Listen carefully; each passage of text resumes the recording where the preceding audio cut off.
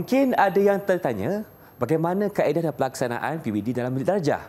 Di sini ada jawapannya.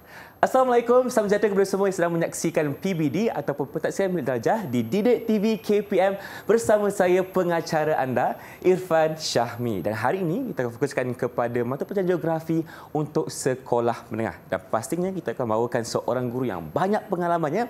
Siapakah beliau? Saksikan dulu profil guru kita.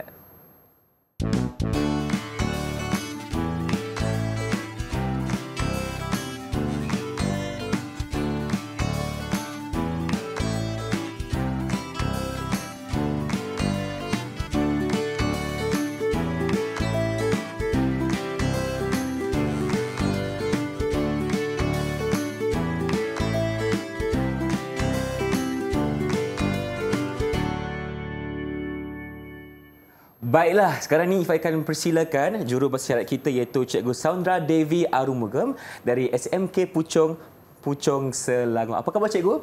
Terima kasih kerana bersama Irfan untuk episod kali ini.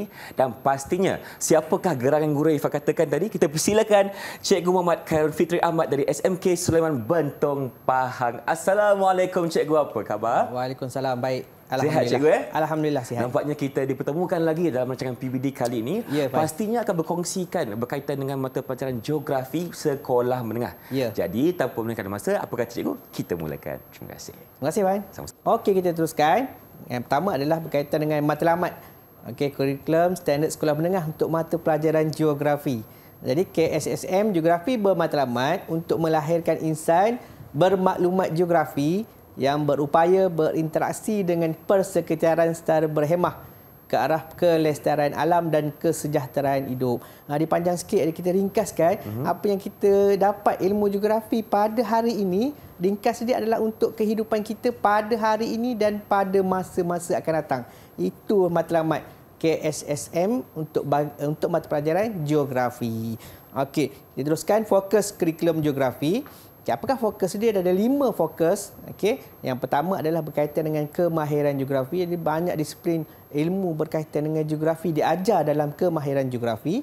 Kita teruskan lagi dengan yang kedua adalah berkaitan dengan geografi fizikal. Ringkasnya geografi fizikal ni apa yang wujud secara semula jadi di permukaan bumi, dalam bumi dan persekitaran manusia. Yang ketiga adalah berkaitan dengan geografi manusia. Apakah tingkah laku manusia yang boleh kita faham dan berkait dengan ilmu geografi. Okey, yang keempat adalah berkaitan dengan geografi kawasan. Okey, ini untuk yang peringkat menengah rendah, dia ada kalau tingkatan 1 dia berkait dengan Malaysia, Asia, tingkatan 2 berkait dengan dunia, yang ketiga, tingkatan 3 pun berkaitan dengan dunia. Dan yang terakhir adalah isu dan pengurusan alam sekitar. Banyak isu-isu yang wujud berkaitan dengan alam sekitar dan kita cuba memahami untuk perkara yang kelima, fokus yang kelima iaitu isu dan pengurusan alam sekitar yang berlaku di sekeliling kita. Sebab itu kita perlu memahami dan mendalami ilmu geografi. Itu sedikit secara ringkas apakah fokus kurikulum geografi. Okey, kita pergi kepada yang seterusnya iaitu PBD, pentaksiran bilik darjah dalam mata pelajaran geografi. Macam mana kita nak praktikkan, kita nak laksanakan, kita nak lakukan yang terbaik untuk mata pelajaran geografi berfokus kepada pentaksiran bilik darjah. Okey. Jadi yang pertama, guru melaksanakan pentaksiran secara berterusan sepanjang masa. Okey, berkaitan dengan apa yang guru-guru ajar kepada murid dan apa yang murid-murid belajar dan mengajar. Murid-murid belajar dan mengajar. Dia boleh belajar dan pada masa yang sama belajar mengajar rakan-rakan sebaya mereka. Okey, jadi guru melaksanakan pentaksiran secara berterusan dalam PDP dengan menggunakan kaedah berikut. Dia ada banyak kaedah. Okey, yang pertama adalah berkaitan dengan lisan. Bercakap saja. Bercakap saja itu boleh kita tafsirkan. Kita boleh beri penilaian kepada apa yang murid-murid cuba sampaikan. Yang kedua adalah bertulis. Mungkin ada orang boleh bercakap tetapi tidak boleh menulis. Ada yang boleh menulis tapi tidak boleh bercakap. Mungkin dia kurang petah bercakap tapi dia bijak dalam menulis. Pun boleh kita menilaikan dia, membuat pentaksiran kepada seseorang murid. Dan yang ketiga adalah pemerhatian. Jadi 3, yang pertama lisan, bertulis dan pemerhatian. Guru-guru boleh memerhatikan apakah yang murid-murid lakukan, sikap, tingkah laku murid dalam menentukan pentaksiran secara berterusan. Itu yang perlu guru-guru lakukan dan memberi dorongan kepada murid-murid agar mereka terus fokus dalam mata pelajaran geografi.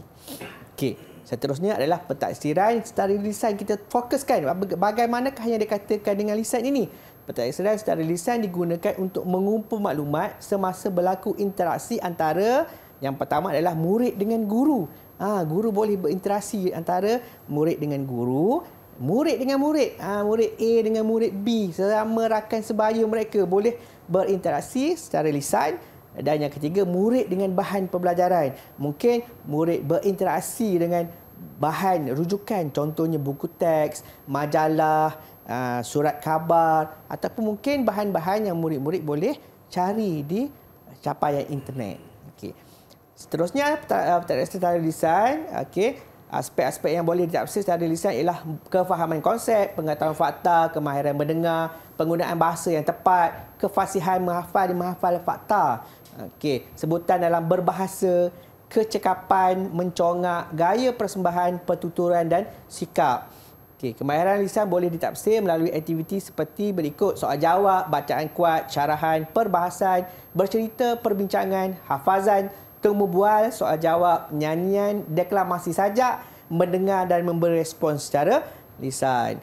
Ini contoh aktiviti secara lisan. Mungkin boleh bercerita. Contoh saya berikan di sini, pengalaman meredah banjir atau pengalaman menyertai misi banjir. Murid-murid boleh bercerita kepada guru dan rakan-rakan. Yang kedua, mungkin kita boleh buat pertandingan deklamasi sajak.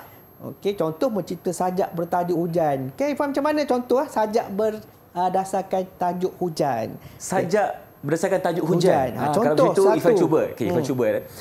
Biar Ifan berfikir sejenak, cikgu. Okey. Hujan, turunmu memberi rahmat. Menarik kan? Menyinari seluruh isi bumi. Memberi 1001 makna. Itu contoh. Sajak yang boleh dijalankan oleh guru-guru bersama murid-murid di dalam kelas. Yang ketiga adalah nyanyian. Mungkin juga kita gunakan tema hujan juga, mengubah lirik lagu popular berdasarkan topik dan standard dalam standard pembelajaran. Contoh lagu yang biasa kita jumpa. Contoh, saya bagi satu. Hujan yang turun bagaikan mutiara. Sedap suara. Itu menarik kan? Aktiviti yang dijalankan di dalam kelas, sekiranya guru dapat mencukil bakat murid untuk diselaraskan dengan isi kandungan mata pelajaran. Pentaksiran secara bertulis. Pentaksiran secara bertulis melibatkan aktiviti menyemak dan memeriksa tugasan dan hasil penulisan murid seperti berikut: karangan, laporan projek, eksperimen, kerja kursus atau folio, latihan bertulis, ujian bertulis, huraian atau tafsiran statik, peta jadual graf atau carta. Ini pentaksiran secara bertulis. Murid-murid menjalankan aktiviti menulis. Cuma dalam pentaksiran secara bertulis digunakan untuk mengesan perkembangan intelek dan kemahiran murid dari aspek menulis, menyusun idea, mengaplikasi, mentafsir, menilai dan mencipta. Secara pemerhatian, boleh juga pemerhatian melalui sikap, perlakuan, amali, kemahiran manipulatif, kemahiran bersosial, kemahiran belajar, kemahiran kinestetik, kemahiran literasi komputer, kemahiran mereka cipta. Macam-macam kemahiran. Itu saja daripada saya, Pan.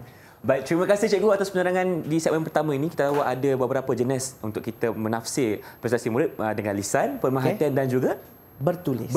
Jadi jom kita berhenti berehat seketika, kembali selepas ini dalam Didik TV KPM.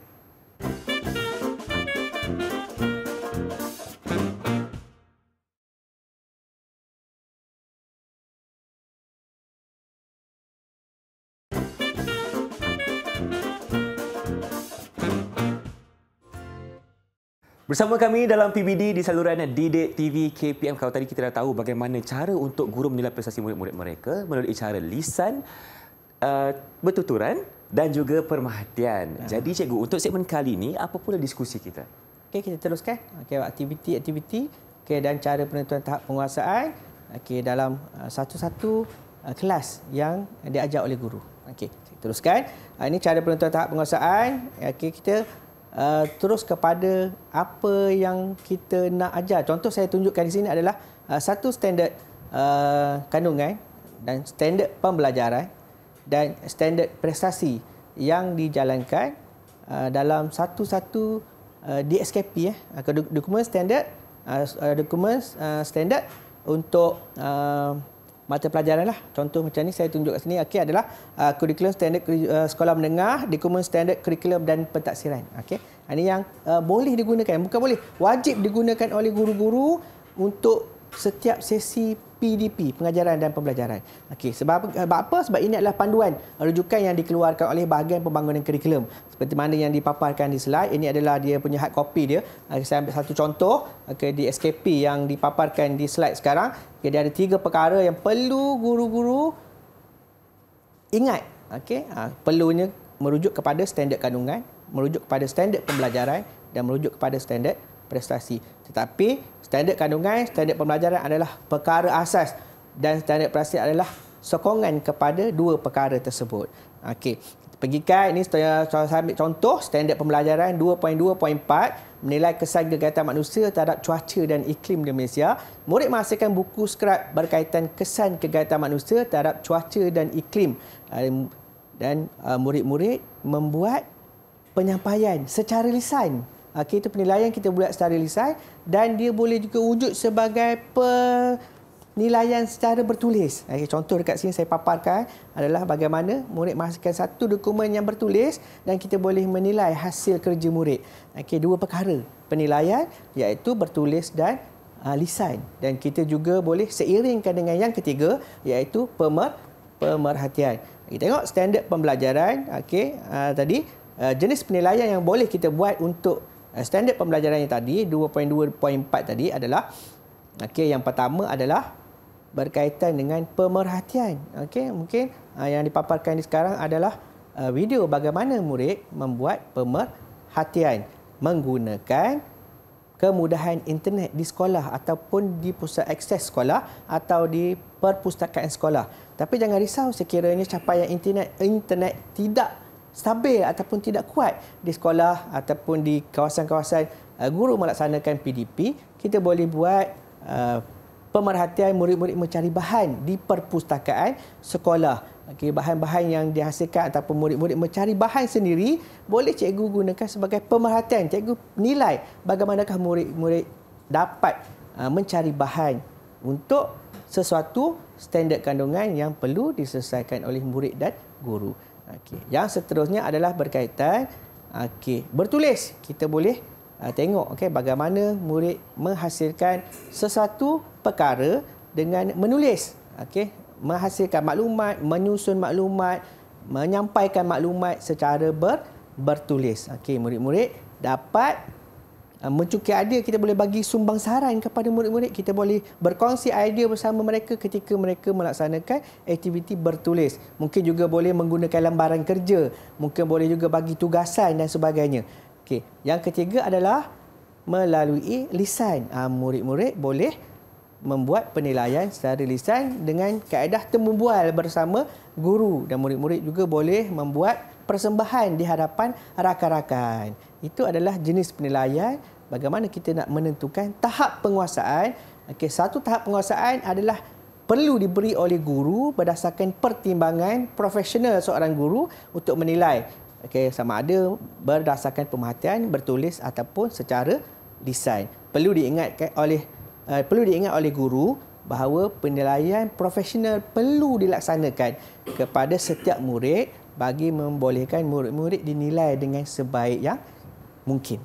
Kita pergi pada yang seterusnya, standard pembelajaran yang sama juga 2.2.5, dia satu lagi level dia, merumuskan perubahan cuaca dan iklim di Malaysia. Murid memberi cadangan mengurangkan perubahan cuaca dan iklim di Malaysia. Ini kita boleh buat penilaian. Jom penilaian bagaimana? Penilaian berdasarkan lisan dan guru-guru boleh bersoal jawab. Jom kita tengok contoh video bagaimana murid membuat persembahan berdasarkan apa yang mereka dapat daripada sumber-sumber maklumat yang mereka cari. Jom. Berikut adalah cadangan saya bagi langkah-langkah mengurangkan kesan perubahan cuaca.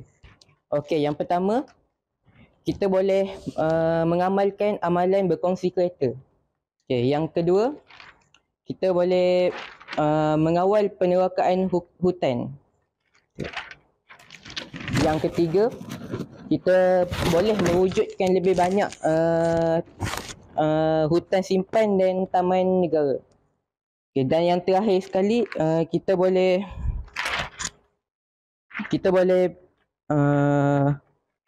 mewujudkan bandar hijau. Okey, itu adalah contoh bagaimana murid ditafsir secara lisan, dan juga kita boleh ambil kira taksiran secara bertulis kerana murid-murid menghasilkan satu kerja, bahan kerja, hasil murid yang dipaparkan di sini. Hasil kerja, murid memberi idea dan memberi catatan terhadap idea yang mereka dapat, yang mereka fikirkan, yang mereka rasakan betul pada mereka. Kita bimbing mereka untuk menyampaikan maklumat yang mereka telah perolehi tersebut. Okey, jika kita dapati murid-murid itu ada tersangkut ataupun tidak dapat menyampaikan sesuatu maklumat dengan jelas, kita mungkin boleh bersoal jawab dengan mereka, memberi galakan kepada mereka, cuba membimbing mereka dan galakkan rakan-rakan sebaya dalam satu kumpulan sesi pengajaran dan pembelajaran untuk bekerjasama antara satu sama lain. Seterusnya boleh menimbulkan satu suasana yang menyeronokkan dalam satu-satu sesi PDP. Okey.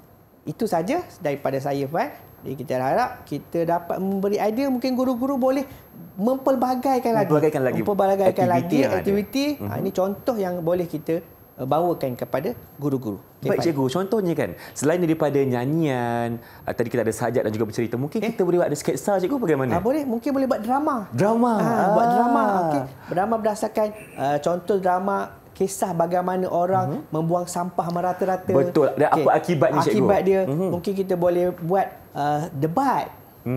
Kita boleh buat syarahan. Kita boleh buat model. Model menggunakan barangan terbuang. Macam-macam idea. Macam-macam lagi, yang penting kita cuba berkomunikasi dengan murid-murid di dalam kelas supaya mereka mengeluarkan idea mereka dan kita bimbing. Bukan kita beri idea, tapi mereka mengeluarkan idea dan kita bimbing untuk mereka melontarkan idea mereka. Baik, cikgu. Hadirnya di situ, guru akan memberikan bimbingan sahaja, tetapi murid yang perlu mengeluarkan idea mereka untuk mencapai standard yang lebih baik. Ya, betul. Betul, cikgu. Terima kasih atas perkongsian di segmen ini. Jadi nampaknya ada pelbagai cara untuk guru-guru menilai prestasi murid-murid mereka di sekolah, terutamanya dalam mata pelajaran geografi sekolah menengah. Jadi jom kita berhenti berehat dulu, kembali selepas ini dalam Didik TV KPM.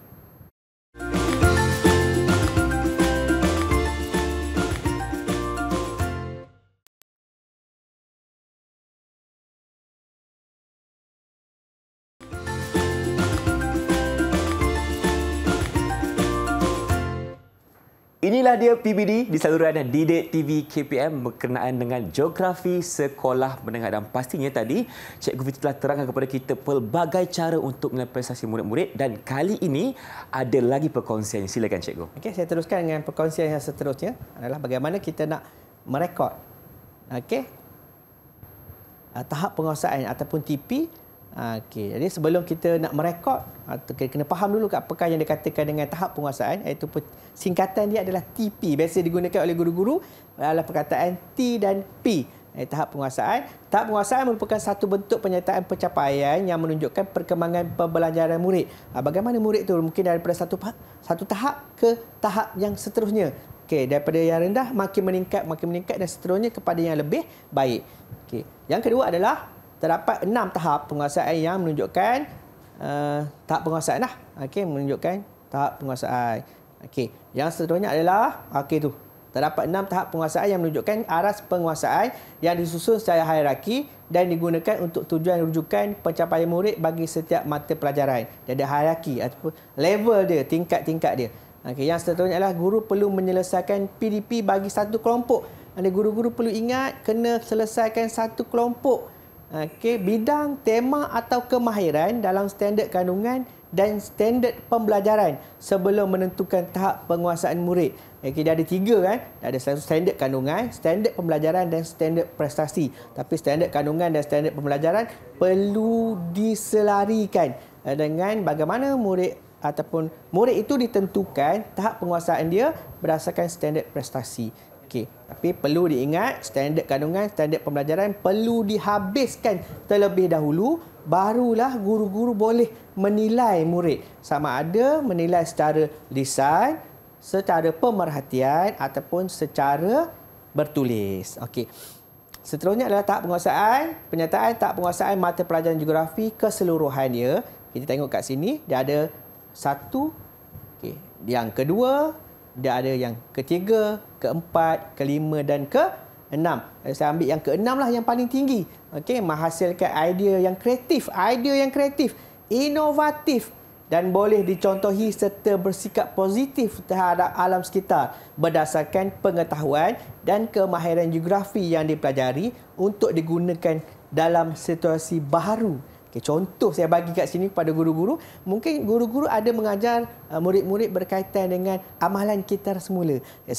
Sejauh manakah murid-murid yang cikgu-cikgu ajar dapat mengamalkan amalan kitar semula di kawasan sekolah.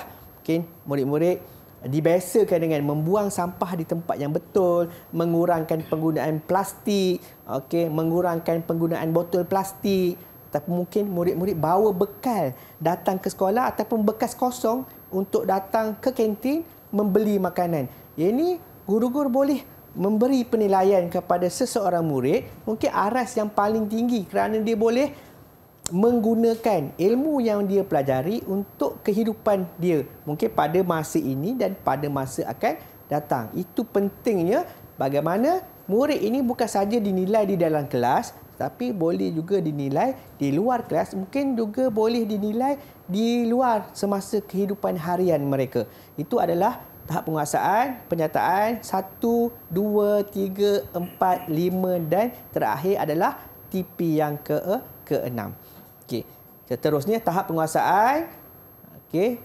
Penyataan tahap penguasaan mata pelajaran geografi standard kandungan ini dalam standard kandungan. Okey. Tadi secara keseluruhan, ini saya petik satu standard kandungan. Okey.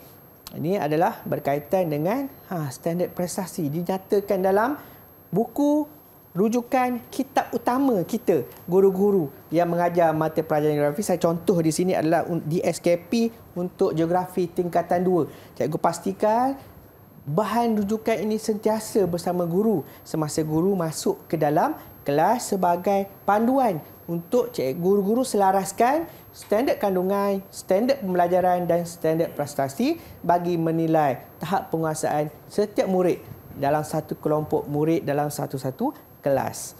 Okey. Pelaporan PBD, pelaporan pentaksiran bilik darjah berdasarkan standard kandungan.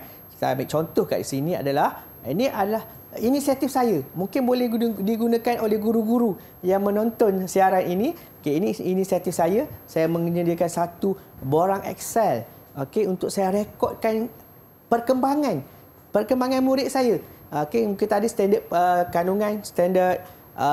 kandungan yang saya gunakan, okey, merujuk kepada satu-satu standard. Okey, saya belum habis lagi untuk menghabiskan standard tersebut. Okey, saya akan catatkan di borang ini, okey, perkembangan setiap murid supaya setiap murid dapat dinilai dengan cara yang paling baik. Okey, ini bukanlah wajib dibuat oleh guru-guru berdasarkan perkongsian saya, pengalaman saya menggunakan borang Excel. Mungkin guru-guru lebih selesa menggunakan buku catatan. Buku catatan sendiri mungkin pada kertas yang mungkin diletakkan dalam satu buku. Yang penting cari satu kaedah yang guru-guru rasakan sangat sesuai dan senang cikgu laksanakan untuk merekod perkembangan murid. Okey, ini adalah berdasarkan standard kandungan yang guru-guru ajar yang terkandung dalam TSKP untuk mata pelajaran geografi. Ini contoh. Okey, contoh dia. Okey, penetapan tahap penguasaan murid hanya boleh dibuat setelah PDP bagi setiap kelompok SK dan SP selesai dilaksanakan. Dah habis semua dulu, barulah buat penentuan tahap penguasaan bagi seseorang murid. Okey, yang seterusnya adalah pentaksiran bilik darjah PBD secara keseluruhan. Pelaporan dijalankan 2 kali iaitu pada pertengahan penggal dan akhir penggal. Maksudnya pertengahan tahun satu, hujung kali. Okey, itu keseluruhan dia. Ini contoh dia. Okey, yang dikeluarkan oleh bahagian pembangunan kurikulum bagaimana kita nak rekodkan tahap penguasaan bagi setiap bidang dia. Kalau geografi dah ada 5 yang saya sebut tadi, tambahan satu adalah kerja khusus ataupun kerja lapangan. Okey. Catatan di sini, pelaporan bagi kemahiran geografi, geografi fizikal dan geografi manusia akan dilakukan pada pertengahan penggal, manakala pelaporan bagi geografi kawasan serta isu dan pengurusan alam sekitar dan kerja lapangan pula dilakukan pada akhir penggal. Ini panduan yang diberikan oleh bahagian bangunan kurikulum, tetapi penjajaran dilaksanakan, guru-guru boleh melaksanakan penilaian kerja lapangan pada pertengahan penggal. Maksudnya pada pertengahan penggal pun boleh juga lakukan penilaian bagi kerja lapangan, bukan tunggu akhir. Mungkin guru-guru dah habis sebahagian daripada sukatan pelajaran, cikgu nak laksanakan kerja lapangan, tak perlu tunggu akhir tahun. Cikgu dah boleh gunakan penilaian bagi kerja lapangan di pertengahan tahun. Dia tidak salah kerana cikgu telah mengajarkan berapa disiplin ilmu geografi dalam mata pelajaran geografi sesuai dengan DXKP. Okey, itu saja Irfan yang dapat saya kongsikan. Okey, saya pulang kepada Irfan. Baik, terima kasih Cikgu atas penjelasan di segmen ini berkenaan dengan tahap penguasaan dan juga cara perekodan data bagi tahap prestasi murid-murid di sekolah bagi mata pelajaran geografi sekolah menengah. Dan saya mungkin ada soalan untuk Cikgu. Boleh? Okey, sekiranya saya ni saya murid yang ada tahap penguasaan 4 ketika itu. Dan bagaimana saya ingin meningkatkan tahap penguasaan saya ke paling tinggi yang paling ke-6. tinggi. Ya. Okey. Mungkin seorang murid tidak semestinya terus kepada peringkat yang tertinggi. Tapi ingat, guru-guru harus wajib memberi peluang kepada, contoh saya bagi tadi, Irfan adalah anak murid saya. Okey, saya beri galakan kepada Irfan. Okey, cuba cungkil bakat Irfan, cuba fahami Irfan dan memberi peluang kepada beliau untuk terus meningkatkan dia punya tahap penguasaan dia, TP dia. Mungkin bukan berakhir sehingga 4, tapi boleh kita cungkil lagi, mungkin boleh naik kepada 5 dan mungkin yang paling tinggi 6. Yang penting guru-guru kena beri ruang dan peluang kepada murid. Kita percayakan murid-murid kita. Percaya pada murid-murid dan beri ruang dan peluang kepada mereka untuk mencungkil bakat diri masing-masing. Cuma mungkin ada yang lambat, mungkin ada yang cepat. Kita lihat prestasi mereka bagaimana. Terima kasih Cikgu atas segala perkongsian di saluran didik TV KPM bagi PBD Sekolah Menengah Geografi. InsyaAllah kalau kita berjumpa lagi ni, itu Assalamualaikum, salam sejahtera. Bye-bye.